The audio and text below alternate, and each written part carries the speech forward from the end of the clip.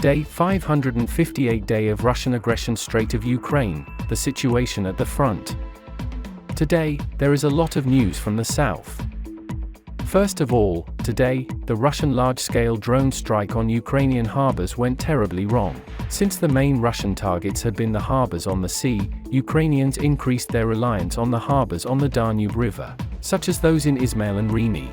Ukrainians counted on the proximity to the NATO border as a strong deterrent for Russians because Ukrainian harbors here are just 200 meters away from Romania, and if anything goes wrong, Russians would end up hitting the NATO member. And when it comes to drone strikes, many things can go wrong. The drone can malfunction and miss the target. Ukrainians can damage the drone and cause it to deviate, and the drone's GPS can be affected by electronic warfare systems. Under such circumstances, constant strikes mean that it is just a matter of time until the drones start hitting Romania.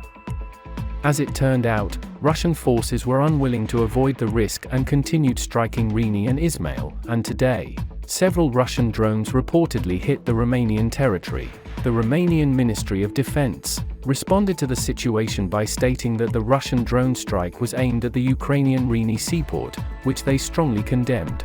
However, in their evaluation, the drone strike did not pose direct military threats to Romania. Some analysts evaluated this as a prudent response, aimed at avoiding unnecessary escalation, while others stated that the lack of strong repercussions would be exploited by Russians, and that Russians would not be afraid to strike objects close to the border.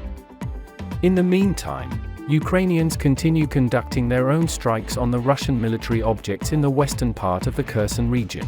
As alluded to previously, after Ukrainians destroyed multiple Russian air defense systems along the western shore of Crimea and the southern shore of Kherson, Ukrainians gained almost absolute freedom of movement for the aerial drones, which allowed Ukrainians to start using Bayraktars once again. Today, Ukrainians conducted another successful strike on the areas of concentration of Russian forces. If yesterday Ukrainians hunted down a boat with ammunition and personnel, then today they hunted down a truck with ammunition and personnel exactly in the same region. Meanwhile, Russian sources started complaining that Ukrainian reconnaissance drones started getting even deeper, and chasing operations involving helicopters is slowly becoming a common occurrence. The analysts are warning that if Russians get used to using helicopters for this purpose, Ukrainians will definitely start creating traps and destroying them. By the way, today, it was confirmed that Russian forces lost another assault helicopter, Ka-52. The helicopter was reportedly on a mission on the Azov Sea when it suffered a malfunction and crashed into the water. Russian sources reported that the accident happened 1.5 kilometers from the shore and that both pilots managed to survive.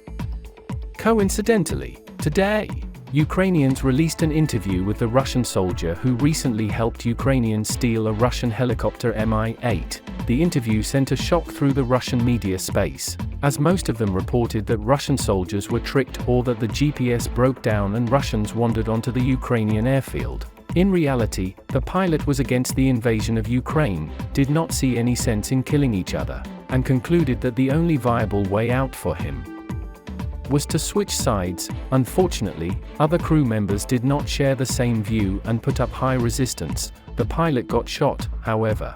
Ukrainians were already there, eliminated resistance, and evacuated the injured pilot. As a result, Ukrainians got the newest Russian modification of the helicopter Mi-8, which is already used by the Ukrainian military and also a valuable pilot. Operation Sinitsia is very similar to the legendary Israeli Operation Diamond in 1966 when they managed to steal the most advanced Russian fighter jet at the time, MiG-21. The pilot of the helicopter said that the fastest and safest way to end this unnecessary war was to follow his example, as he no longer needed to follow Russian orders without the threat of imprisonment or something worse.